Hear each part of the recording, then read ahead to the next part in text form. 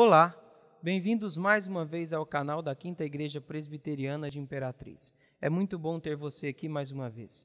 Deixa eu lhe perguntar, quem é de fato Cristo na sua vida? Você tem o colocado no devido lugar de superioridade? E em relação à sociedade, aos amigos, no seu trabalho? Você é um crente meio que escondido ou que reflete de fato a luz do Senhor? Falaremos disso hoje na mensagem que daqui a pouco vai começar. Mas antes, não esqueça de dar o seu like, se inscrever no canal e ativar as notificações. Dessa forma você nos ajuda a propagar a mensagem do Senhor, porque o YouTube entende que ela é relevante e assim coloca para mais pessoas verem e ouvirem. Também queremos convidar você a fazer-nos uma visita. Estamos aqui na rua M1 292, no Santa Rita, em Imperatriz. Venha fazer parte dessa história, uma história com a qual temos experimentado cada dia mais a presença do nosso Senhor Jesus Cristo. Assista toda a mensagem, fique até o final, eu quero orar por vocês e abençoá-los. Que o Espírito Santo te ilumine nessa mensagem que começará em poucos segundos. Deus te abençoe.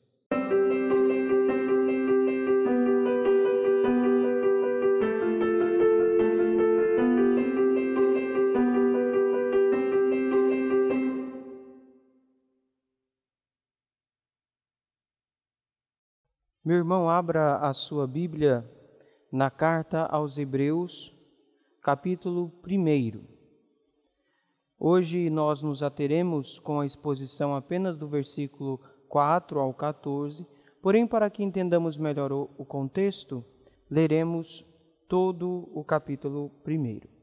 Assim diz a palavra do Senhor. Havendo Deus outrora falado, muitas vezes, e de muitas maneiras aos pais pelos profetas, nestes últimos dias nos falou pelo Filho, a quem constituiu herdeiro de todas as coisas, pelo qual também fez o universo.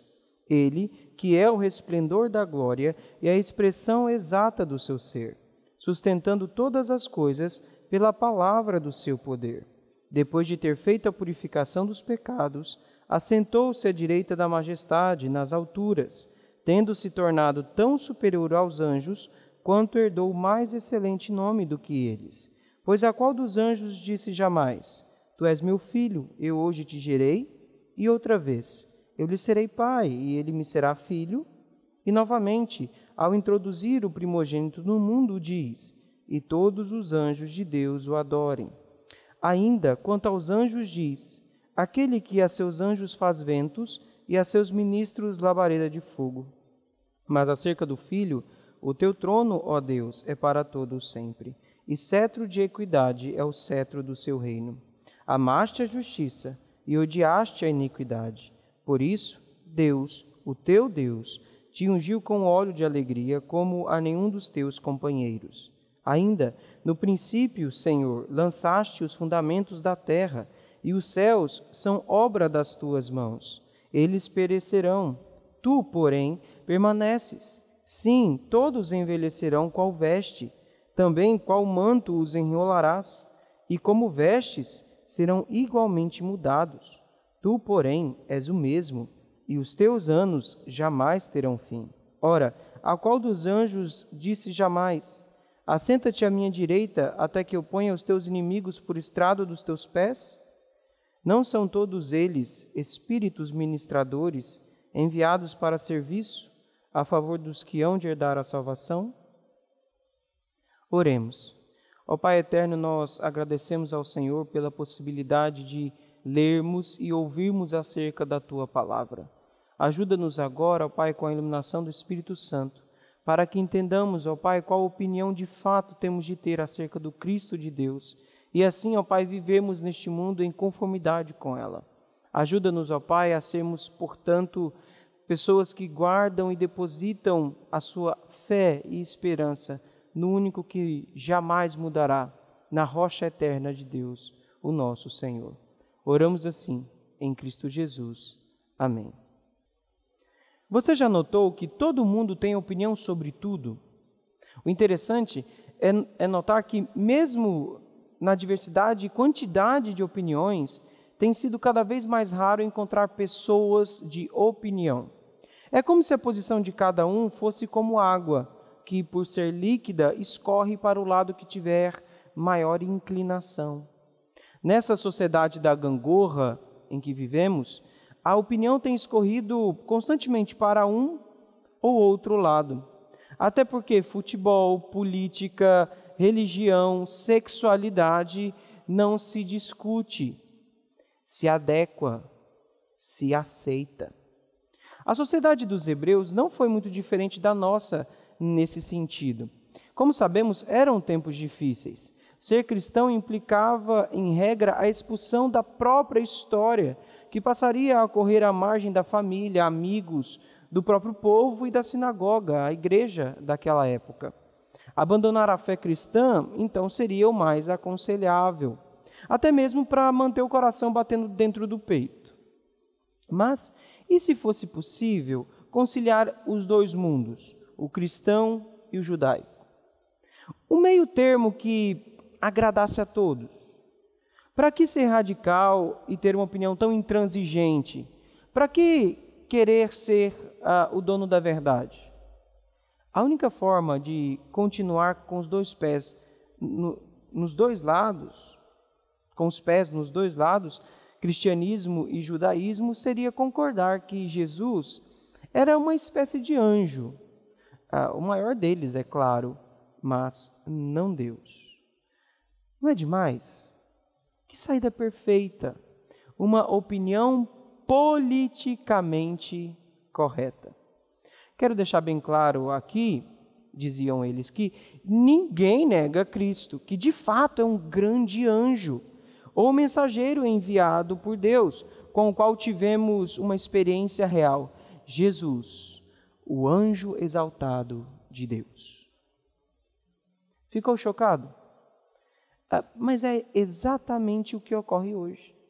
Se você refletir um pouco, verá que essa opinião é ofertada a nós cotidianamente. Não precisamos negar Cristo para sermos aceitos ou ter nossos argumentos considerados pela sociedade. Ao contrário, somos encorajados apenas a reconhecer e seguir um Jesus que foi o melhor homem que já existiu, que possuía uma ética superior, um exemplo, sim, de sacrifício pelos pobres e necessitados, um cara da paz e do amor que não rejeitava e não julgava ninguém. A inclusão em pessoa, um cara de opinião e mente abertas. Se procedermos assim, a pressão social diminui e frequentaremos tanto a igreja quanto os círculos da sociedade em geral. É por isso que temos então criminosos cristãos, feministas ou machistas cristãos, socialistas ou marxistas cristãos, prostitutas cristãs, homossexuais cristãos, atores que provocam sensações sexuais em seus trabalhos e se dizem cristãos, etc, etc, etc. Pessoas que durante a semana cantam: eu deixo esse cara, você larga essa mulher e a gente vai viver a vida como Deus quiser, sem dar satisfação da nossa relação a ninguém. E no domingo cantam: minha esperança está nas mãos do grande eu sou, os meus olhos verão o impossível acontecer. Ambas as opiniões, tanto lá do tempo dos hebreus quanto a dos nossos dias, são fáceis de se aderir. Além de serem atrativas, não negam o todo da realidade, apenas lhe modifica a forma, adaptando-a ao pensamento da época. Como disse o poeta, eu prefiro ser essa metamorfose ambulante do que ter aquela velha opinião formada sobre tudo.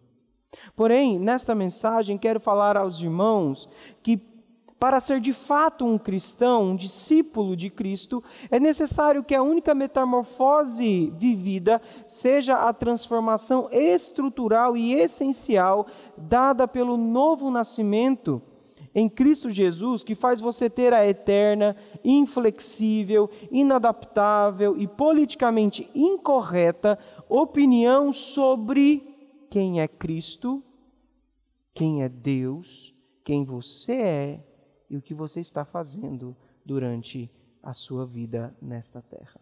Em suma, nesta mensagem apresentarei aos queridos 4 opiniões que todo crente deve ter sobre Jesus. 4 opiniões que todo crente deve ter sobre Jesus. A primeira opinião que temos de aprender e ter é que Cristo é o Filho de Deus e temos de adorá-lo. Cristo é o Filho eterno de Deus e temos de adorá-lo. Diz aí o versículo 4 que Jesus tornou-se tão superior aos anjos quanto herdou mais excelente nome do que eles. A pergunta que fica é: qual a razão de se escrever estas coisas para os hebreus? Pensar em anjos era uma coisa comum no tempo deles. No Antigo Testamento, há mais de 100 citações sobre anjos e no Novo, mais de 160. Aliás, há menções honrosas a eles por toda a Escritura.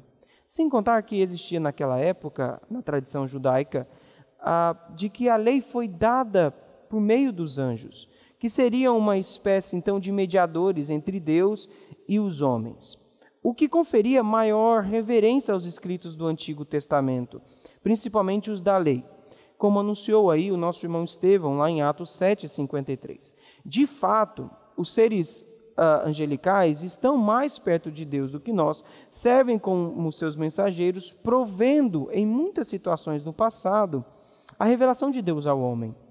Em regra, eles são seres espirituais, invisíveis a nós.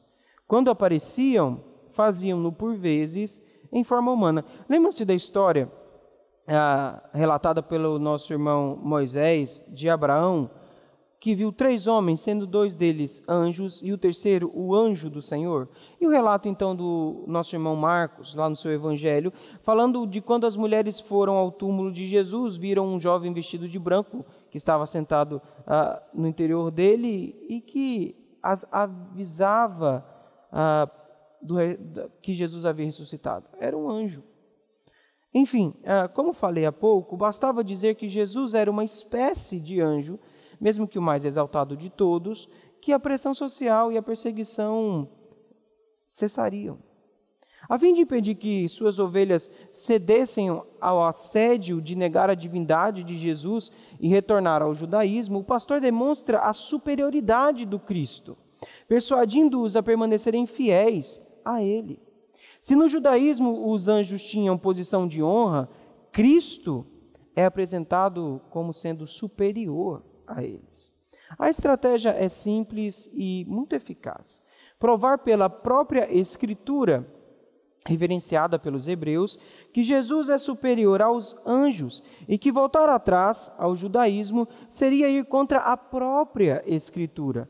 Esse colar de pérolas do Antigo Testamento apresenta-se em 7 textos reconhecidamente messiânicos para todo o povo judeu.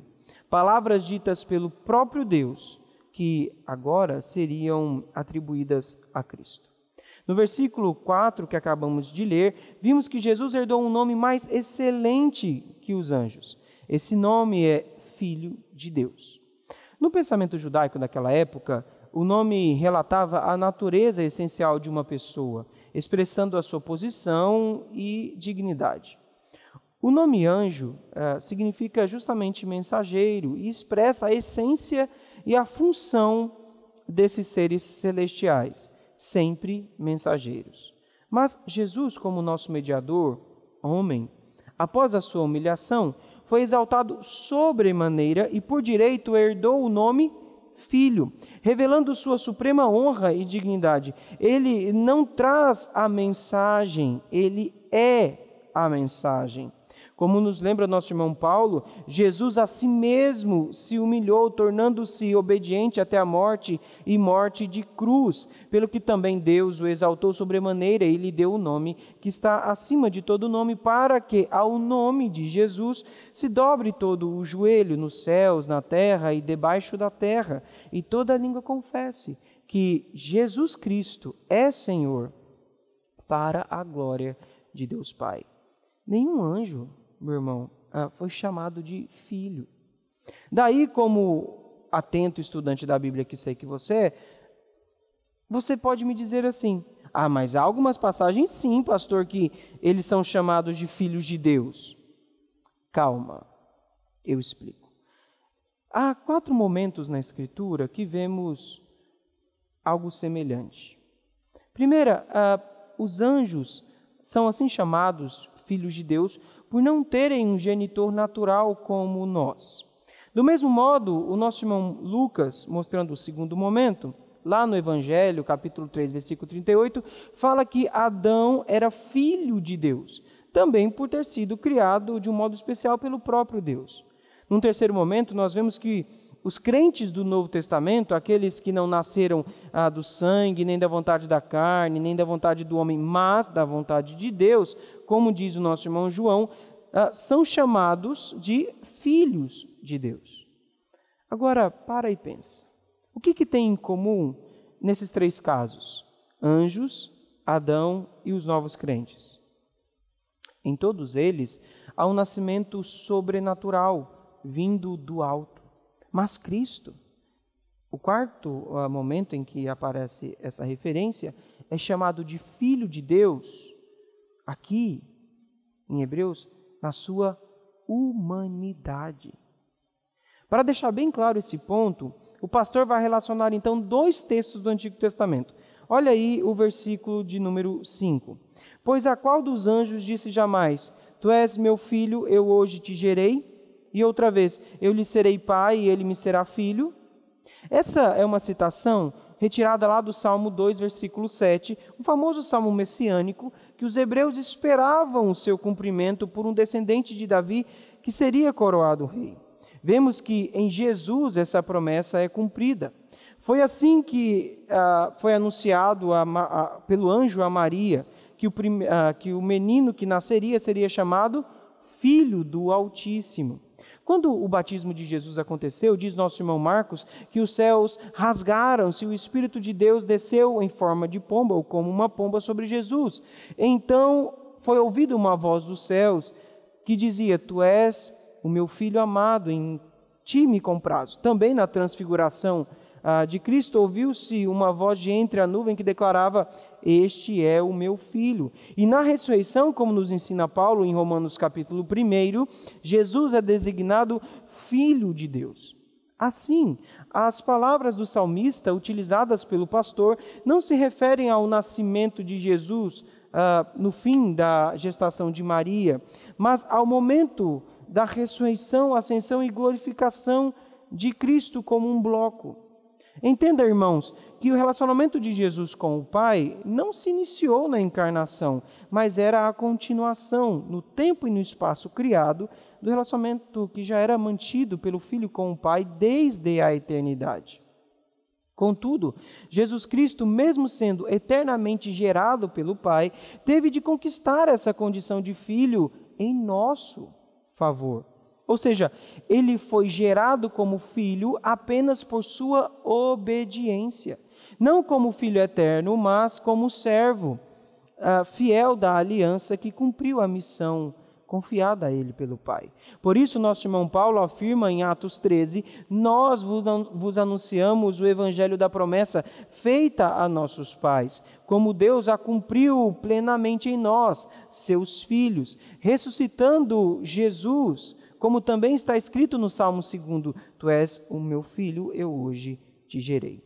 Deus, então, por ressuscitar Cristo da morte, concede sua aprovação final, porque ele cumprira perfeitamente a lei e suportara obedientemente a cruz. Se durante o ministério terreno de Cristo ele reivindicava ser igual a Deus, na ressurreição Deus atesta esta igualdade, dizendo ao universo que Jesus Cristo é o verdadeiro Filho de Deus. Na mesma ideia, o pastor cita as palavras do profeta Natã ao rei Davi, registradas no segundo livro do profeta Samuel, lá no capítulo 7, versículo 14, eu lhe serei por pai e ele me será por filho. Em um primeiro momento, essa profecia referiu-se sim a Salomão, que construiu o templo do Senhor. Lembrando que essa profecia foi a resposta de Deus ao intento de Davi de construir esse templo. Se você for ao versículo 13 do capítulo 7 aqui de Samuel, você verá a promessa de que o descendente de Davi seria estabelecido para sempre no trono. É a esse descendente que é declarada a frase: eu lhe serei por pai e ele me será por filho. Por óbvio, Salomão e os demais reis da linhagem de Davi não cumpriram essa profecia. Por isso, os judeus ainda esperavam a chegada do maior filho de Davi, que de fato cumpriria a promessa. O que o pastor faz é dizer que Jesus é o descendente superior da linhagem real davídica, ecoando as palavras do anjo Gabriel, registradas por Lucas, que disse a Maria: eis que conceberás e darás à luz um filho, a quem chamarás pelo nome de Jesus. Este será, note, grande, e será chamado Filho do Altíssimo. Deus, o Senhor, lhe dará o trono de Davi, seu pai, e ele reinará para sempre sobre a casa de Jacó, e o seu reinado não terá fim. Por isso, voltando então lá à pergunta do versículo 5, só há uma resposta: que Deus jamais disse essas coisas a qualquer anjo, e que Jesus é superior a todos eles, por ser o Filho de Deus. Diante dessa maravilhosa verdade, o que se pode fazer? Adorá-lo. Veja o versículo 6. E novamente, ao introduzir o primogênito no mundo, diz: e todos os anjos de Deus o adorem. Se os anjos fossem iguais a Cristo, por que deveriam adorá-lo? Eis aqui mais um argumento quanto à superioridade de Jesus. O título de primogenitura, além dos relatos daquele que nasce primeiro, é atribuído a Cristo em geral para expressar a posição dele em relação aos irmãos, sendo, lá na linguagem paulina, o primogênito de entre os mortos, o primogênito de entre muitos irmãos, predestinados a serem conformes à sua imagem. Mas aqui em Hebreus, o termo primogênito é utilizado como um título de superioridade, uma designação de honra em relação aos demais. Para você entender bem esse significado, basta lembrar dos filhos de Abraão, Ismael e Isaque. Embora Isaque tenha nascido cerca de 14 anos após Ismael, ele é considerado primogênito e não Ismael. Isso porque Isaque seria o cabeça da família, o chefe, aquele que teria uma posição de destaque em relação aos demais. É nesse sentido que vemos Cristo como o primogênito de Deus. Entenda que, com referência à sua divindade, na qual ele não tem irmãos, Cristo é chamado de unigênito. Mas, com referência à sua humanidade, em que há uma relação entre irmãos, estando em posição de honra, ele é chamado de primogênito. Assim, dada a sua posição de superioridade, os anjos devem adorá-lo. É curioso notar que em Deuteronômio 32:43, a segunda parte aqui do versículo 6, o conhecido cântico de Moisés chama as nações a adorarem a Deus, pela vingança e libertação que ele havia operado em Israel.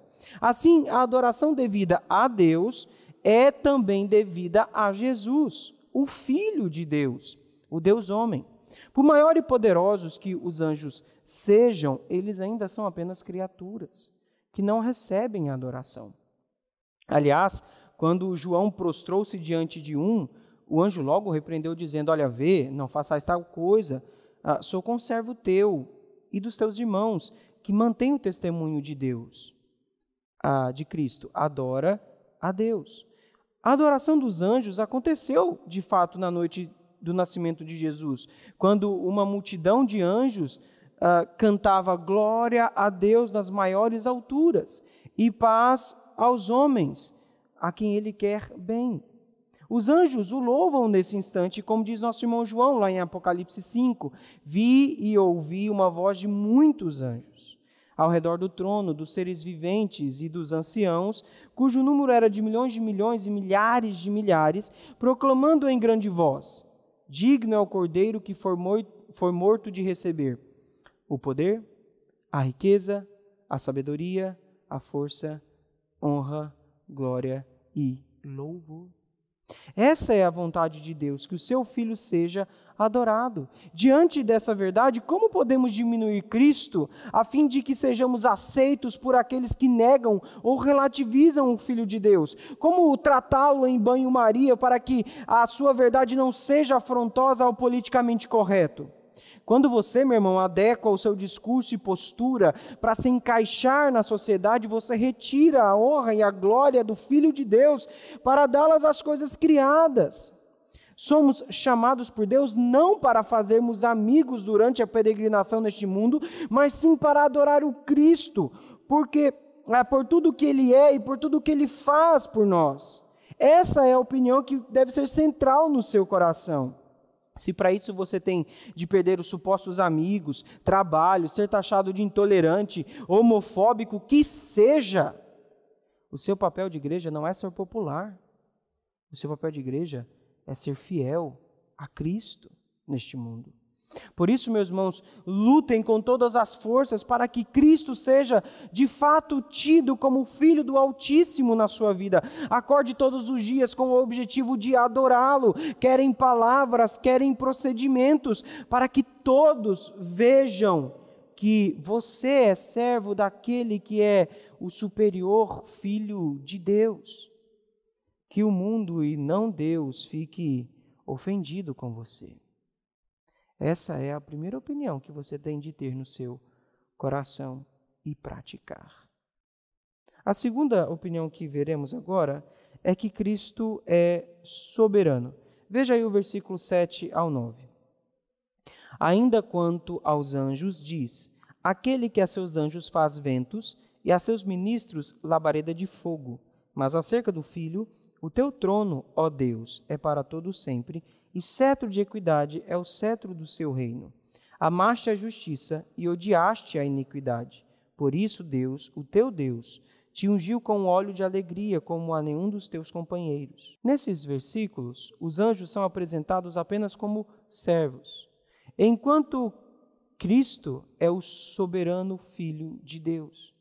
Na citação do Salmo 104, versículo 4, relatado aqui pelo pastor, somos ensinados que os anjos possuem uma glória considerável, sim, mesmo que seja inferior à de Jesus. Afinal, eles são retratados como agentes executores das ordens divinas, agindo com rapidez do vento e poder do fogo. Lembrando que o Salmo 104 era cantado nas sinagogas como exaltação pela criação e controle soberano de Deus, mesmo que os anjos fossem poderosos e gloriosos, eram apenas criaturas ministradoras, enquanto Cristo é o Criador e está entronizado. Eles servem. Cristo é soberano, que governa a casa real do reino do Pai. Por isso a declaração vista aqui no versículo 7 é contraposta com as do versículo 8 e versículo 9, que repetem as palavras do Salmo 45, versículos 6 a 7. Veja aí na sua escritura.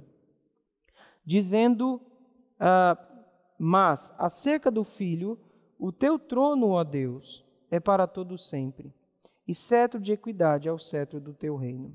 Amaste a justiça e odiaste a iniquidade. Por isso, Deus, o teu Deus, te ungiu com óleo de alegria como a nenhum dos teus companheiros. Mesmo que esse salmo seja escrito acerca das núpcias de um rei hebreu, a linguagem empregada aqui aponta para o último e grande rei da casa de Davi, Jesus, o Filho soberano de Deus. Aliás, quando essas palavras foram lidas, os hebreus poderiam lembrar dos escritos do profeta Isaías, que dizia que o Messias, o filho de Davi, julgará com justiça e decidirá com equidade.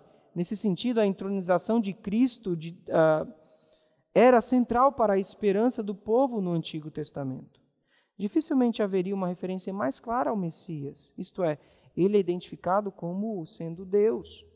Note que o pastor relaciona o teu trono, ó Deus, é para sempre, com Deus, o teu Deus. Isso não fornece apenas uma ideia da existência da Trindade, mas uma formidável afirmação de que o verdadeiro Rei da Glória, em que a justiça reinará, é com o próprio Deus. Um reino que é caracterizado pela perfeita justiça do Messias. Cetro de equidade é o cetro do seu reino, amaste a justiça e odiaste a iniquidade. Esse cetro é um símbolo do reinado e do poder de um rei, que, no caso aqui de Jesus, é um reinado caracterizado por justiça, equilíbrio e verdade. É esse rei Jesus que foi ungido por Deus. A compreensão tradicional aqui acerca do óleo da unção ensinava que se tratava de um símbolo do Espírito Santo. Basta lembrar da unção de Samuel sobre Davi, na qual somos informados que, daquele dia em diante, o Espírito do Senhor se apossou de Davi.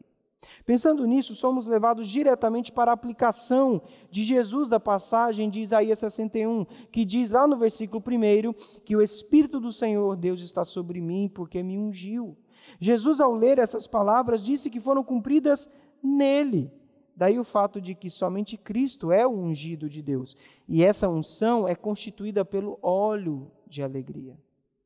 Ao contrário dos reis mesquinhos e cheios de si, que vemos na história da humanidade, o rei Jesus compartilha desse óleo com seus companheiros. Palavra que não é atribuída aos anjos, mas apenas aos seguidores de Jesus que participam da sua vocação celestial. Somos cristãos porque procedemos dele, como um rio procede da sua nascente. Entenda que Cristo não foi ungido somente com óleo de alegria acima dos seus companheiros, foi ungido também para dar o óleo de alegria em lugar de pranto aos seus companheiros, ou seja, a nós. Entenda que por justiça Cristo conquista o reino no qual somos súditos e cordeiros. Assim reinaremos com ele, como seus irmãos, para todo sempre desfrutando das bênçãos da alegria e da justiça. Cristo traz e derrama sobre o seu povo, quer hebreus, quer nós, o que tanto aguardávamos. Nas palavras do profeta, o Espírito de Deus está sobre mim, porque o Senhor me ungiu a pregar boas novas aos quebrantados, enviou-me a curar os quebrantados de coração, a proclamar libertação aos cativos e a pôr em liberdade os algemados, a apregoar o ano aceitável do Senhor e o dia da vingança do nosso Deus, a consolar todos os que choram e a pôr sobre os que em Sião de luto estão uma coroa em vez de cinzas, óleo de alegria em vez de pranto, vestes de louvor em vez de espírito angustiado, a fim de que se chamem carvalhos de justiça, plantados pelo Senhor para a sua glória. O que temos no soberano Cristo é a beleza em vez de cinzas, a alegria em vez de lágrimas, o louvor em vez de desespero, um povo justificado que manifesta a glória do Senhor. Bênçãos que encontramos somente no nosso Rei, ou como nós gostamos de chamá-lo, nosso irmão mais velho. Sabe o que acontece, meus irmãos? Muitas vezes trocamos o rei pelo bobo da corte. Esquecemos de quem o rei é, do que fez e do que faz por nós. Damos a glória devida a ele a outros que não podem dar-nos paz. E depois reclamamos do vazio e de sentido que invade a nossa vida. É exatamente isso que as pessoas fora do reino de Deus querem que façamos. Esqueçamos do rei e sigamos o vento. Qual é o resultado disso? Nos tornamos tão perdidos quanto eles. Cegos, guiando cegos. Nesta mensagem, quero lembrar você de que o Rei vive e é soberano sobre todas as coisas. Você não tem de temer os súditos de Satanás, nem mesmo relativizar a sua fé para ser aceito pelos escravos deste mundo. Não tenha medo de viver em conformidade com a palavra do Senhor, pois apenas dessa forma viveremos em liberdade, em justiça e em equidade. Coloque aí uma coisa no seu coração. O nosso Rei Jesus governa. Você está cansado, triste ou sem esperança? Corra para o trono do Rei, pois é lá que você encontrará alegria, descanso e paz. É Jesus que lhe fará ver os caminhos da vida. Na presença dele há plenitude de alegria e na sua destra delícias perpetuamente. Pare de querer a comida dos escravos, meu irmão, e assenta-te na mesa do Senhor Jesus, o Deus homem soberano. Essa é a segunda opinião que temos de ter acerca de Cristo. Agora aprenderemos que Cristo é o Criador eterno. Veja aí o versículo 10 ao 12. Ainda no princípio, Senhor, lançaste os fundamentos da terra, e os céus são obra das tuas mãos. Eles perecerão, tu, porém, permaneces. Sim, todos eles envelhecerão qual veste, também qual manto os enrolarás, e como vestes serão igualmente mudados. Tu, porém, és o mesmo, e os teus anos jamais terão fim. Mais uma vez, o pastor lança mão de textos do Antigo Testamento. Nessa citação, ele vai utilizar o Salmo 102, que contém uma crescente consciência e celebração de um homem aflito da existência transcendente de Deus. O que é dito sobre Deus nesse salmo agora é aplicado a Cristo. Os atributos incomunicáveis da eternidade, onipotência e imutabilidade são encontrados na pessoa de nosso Senhor Jesus. Já no início aqui dos versículos, somos lembrados lá da narrativa de Gênesis 1. No princípio, criou Deus os céus e a terra. Assim, a criação é atribuída a Jesus. Ecoando as palavras do nosso irmão Paulo, quando lá na carta aos Colossenses diz que em Cristo foram criadas todas as coisas, nos céus e sobre a terra. Além disso, há um extraordinário contraste entre a própria criação e o Filho de Deus. A criação, céus e terra, ou seja, tudo, perecerá. Toda a beleza e obras da criação estão no caminho do perecimento. A cada segundo do relógio, perde-se o viço e a vivacidade, perfazendo o curso natural da existência. Como disse o poeta, cada minuto da vida é um minuto a menos e não um minuto a mais. Mal nascemos e já começamos a morrer. A criação é comparada a um monte de roupa que está em desgaste e será por fim jogada fora. Tudo que Deus criou por intermédio do Filho possui o toque do tempo. Essa verdade é tanto para a natureza quanto para nós e nossas obras. As maiores conquistas e edificações e projetos humanos não passam de fumaça, de vapor. Como disse Mário Quintana, a vida é o dever que nós trouxemos para casa. Quando se vê, já são 6 horas. Quando se vê, já é sexta-feira. Quando se vê, já é Natal. Quando se vê, terminou o ano. Quando se vê, perdemos o amor da nossa vida. Quando se vê, passaram uns 50 anos. Quando se vê, morreu. Como Jesus é diferente? Ele não tem fim, ainda mais porque não teve começo. Ele é eterno, isento de toda e qualquer mudança. Sua majestade é exaltada acima de tudo e é separada da ordem de todos os seres criados. Para entendermos melhor Cristo como Criador eterno, temos de nos atentar para o significado do Salmo 102. Na primeira metade do Salmo, do versículo 3 ao versículo 9, o salmista lamenta a natureza decadente da vida, a sua fragilidade e o inevitável fracasso de todas as coisas criadas, especialmente a natureza humana. Esse entendimento está atrelado na visão do salmista ao resultado da alienação do homem de Deus por causa do pecado. Abra lá no Salmo 102 e vejamos o versículo 10 e 11. Por causa da tua indignação e da tua ira, porque me elevaste e depois me abateste. Como a sombra que declina, assim os meus dias, e eu me vou secando como relva. Assim, a mutabilidade do homem, sua fraqueza e mortalidade decorrem do pecado. Você sabe o que isso significa para nós? O tempo está contra nós. E a cada minuto estamos mais perto da morte. Ela nos aguarda com um sorriso no rosto e sangue nas mãos. É diante dessa verdade que o pastor diz: tu, porém, és o mesmo, e os teus anos jamais terão fim.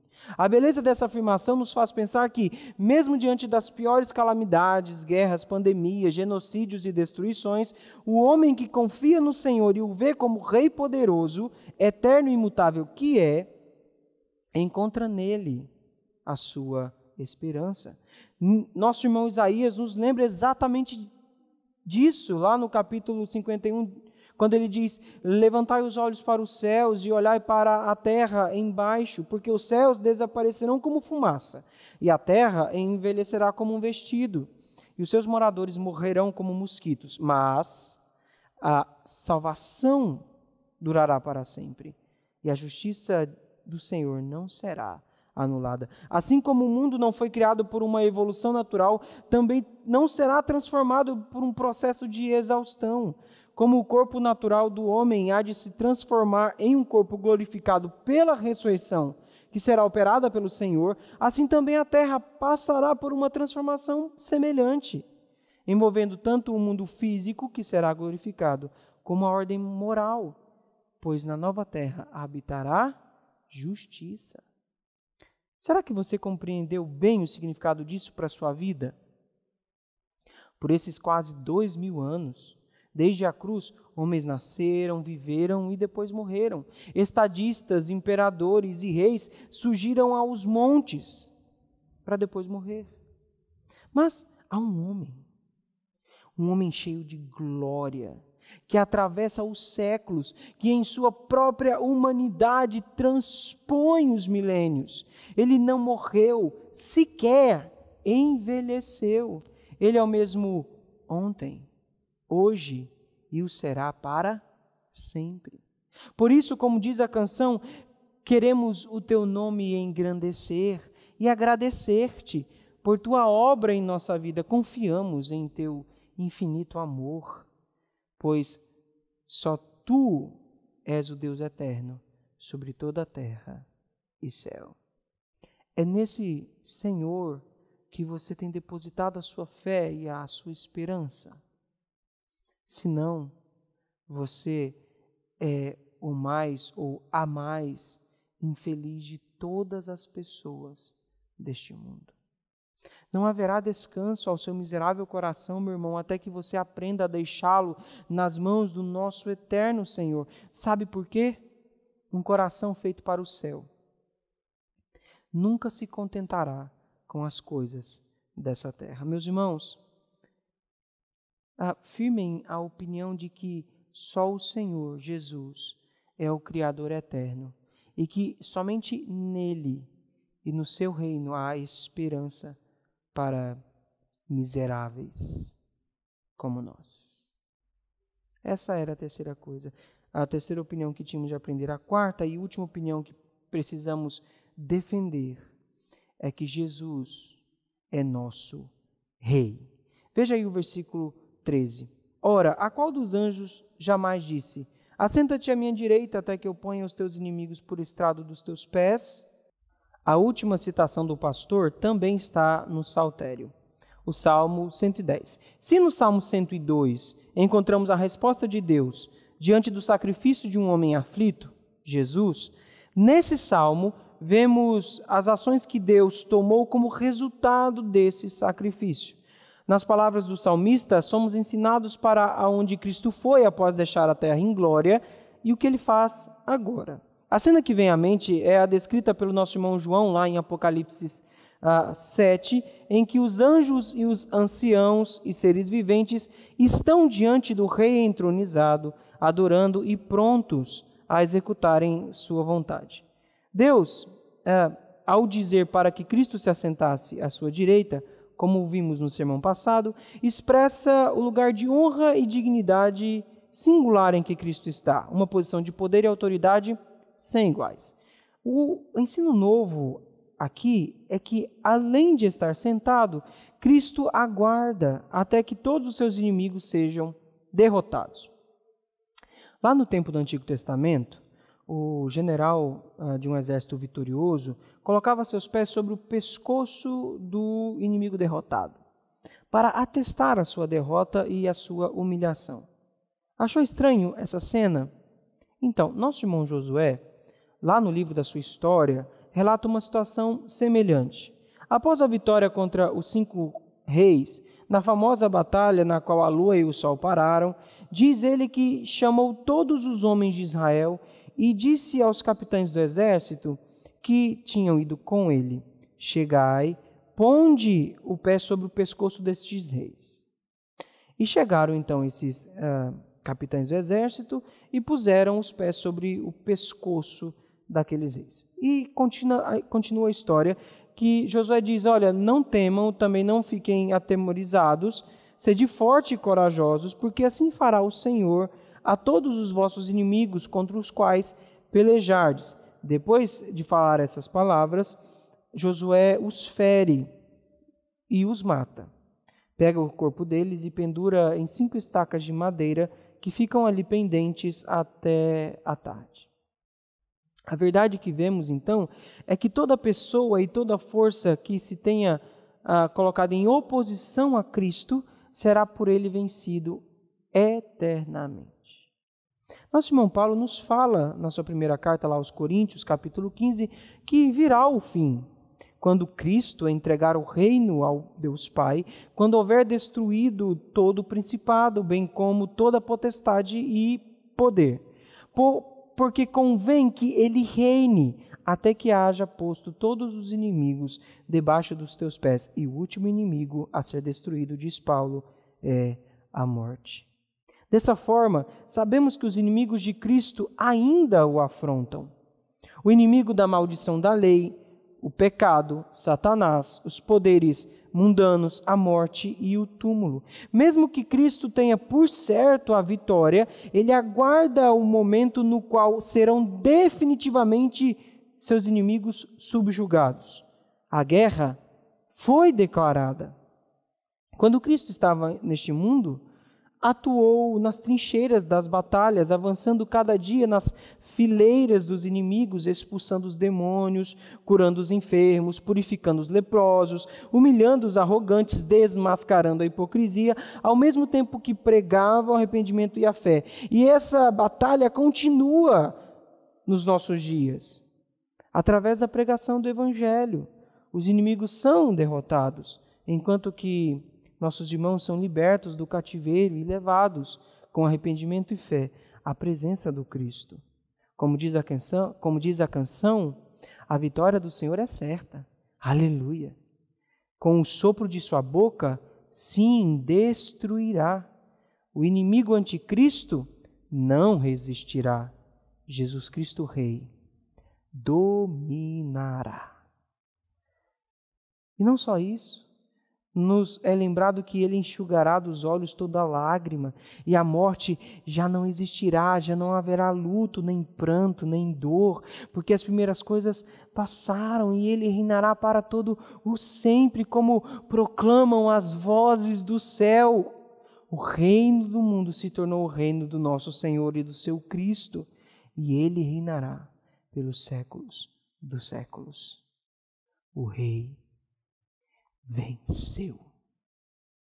Contudo, o nosso Rei, enquanto estivermos no fronte da batalha, ele nos auxilia através dos seus ministros. Veja aí o versículo 14. Não são todos eles espíritos ministradores enviados para o serviço a favor dos que hão de herdar a salvação? Olha, não temos como saber como e quando os anjos vieram para ministrar a nós em tempos de necessidade, para frustrar os intentos dos nossos inimigos espirituais ou nos fortalecer em tempo de fraqueza. Como nós aprendemos lá no Salmo 91, aos seus anjos dará ordens ao seu respeito para que te guardem de todos os seus inimigos. Lembram-se da história de nosso irmão Eliseu, registrada lá no 2º livro dos Reis, lá no capítulo 6? Diz a história que, tendo se levantado muito cedo o moço do homem de Deus, Eliseu, e saído, eis que tropas, cavalos e carros haviam cercado a cidade. Então o moço diz a Eliseu: ai, meu senhor, o que faremos? E Eliseu responde: não temas, porque mais são os que estão conosco do que os que estão com eles. Então Eliseu orou e disse: Senhor, peço-te que lhe abra os olhos para que veja. Então a história diz que o Senhor abriu os olhos do moço e ele viu que o monte estava cheio de cavalos e carros de fogo em redor de Eliseu. Ou seja, os anjos haviam sido enviados para lá. Não somente isso, lembremos que foi um anjo que anunciou com alegria o nascimento de Jesus, que foi anjos que ministraram a ele após o período da tentação, que anunciaram a ressurreição de Cristo, bem como testemunharam que ele retornaria da mesma maneira que subiu, e etc, e etc, e etc. É preciso entender que os anjos não ficam, em regra, aparecendo por aí como com roupas brancas, andando em nosso meio como a iguais, ou mesmo entrando em sonhos, falando aos ouvidos, ou com a triste mania de ficar arrepiando as pessoas enquanto passam. Isso é apenas superstição de homens, não tem base bíblica. Isso quer dizer, meu irmão, que não existe anjo da guarda. Por isso não devem ser alvo de nossas orações, que são devidas apenas a Deus. É Deus quem nos protege, mesmo que utilizando os seus instrumentos angelicais. Aliás, muitas pessoas dizem ver anjos mais como um meio de autoafirmar-se como um objeto do amor de Deus, do que como servos dele. Um traço de um coração idólatra e egoísta. O serviço dos anjos, então, é sim honroso e glorioso, mas a honra e glória do seu serviço não deve ser comparada à honra e à glória do governo do Filho de Deus. Eles são apenas instrumentos do reinado de Cristo, e o ministério deles é apenas uma expressão da soberania do próprio Cristo. O que nos basta saber é que Cristo é nosso Rei. E que Ele ocupa-se em nosso benefício, enviando seus soldados celestiais para executar as suas ordens em nosso favor. Que grande conforto isso nos traz. Meus irmãos, vimos nesta mensagem que precisamos sedimentar 4 opiniões acerca de Cristo. Que Ele é o Filho de Deus e devemos adorá-lo, é soberano, é o Criador eterno e, por fim, é o nosso Rei.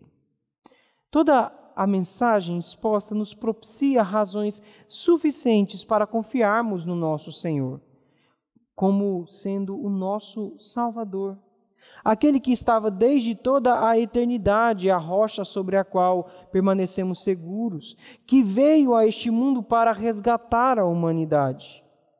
Você, estabelecendo um lugar para homens e mulheres desde toda a eternidade. Um rei onipotente que derrota os seus inimigos, que conquista por vitória aquilo que parecia a sua maior fraqueza, a sua morte. Mas foi nela que nosso Senhor Jesus mostrou os seus méritos, conquistando por direito a coroa entregue a Ele pelo próprio Pai, que mesmo sendo o Rei, ainda nos ajuda nos tempos de necessidade a nos guardar para a vida eterna. Enquanto muitos procuram um final feliz, nós não teremos um final feliz, porque nós tivemos um começo feliz, no qual estaremos com o Filho eterno de Deus, o nosso Salvador, por toda a eternidade. Meu irmão e minha irmã, pela fé você é membro de Cristo e por isso também é ungido para ser o seu profeta, sacerdote e expressar o seu reinado. Como profeta, você confessa o nome dele diante do mundo. Como sacerdote, oferece a sua vida a Ele como sacrifício vivo e agradável. E como vice-regente, expressando o reinado dele, combate nesta vida o pecado e o diabo, que depois, na vida eterna, reinará com Ele sobre todas as criaturas. Se tudo isso é verdade, o que mais a sua alma moribunda precisa que não seja encontrada em Cristo? Você precisa de perdão? Olhe para o sacrifício dele que lhe trará paz. Quer reconciliação com Deus? Lembre-se que Ele está à direita do Pai e intercede ao seu favor. Precisa de uma nova vida e um novo coração para segui-lo? Ele dá o seu próprio Espírito para regenerar seu coração e manda soldados angelicais para lhe ajudar. Você tem medo do que os homens podem fazer se você não ceder à pressão? Tem medo da morte? Lembre-se que Ele reina em glória. E até mesmo o último inimigo será derrotado. Por isso eu vou repetir a pergunta para você. O que mais você precisa que o Senhor e Salvador ressurreto, que reina, não seja a resposta?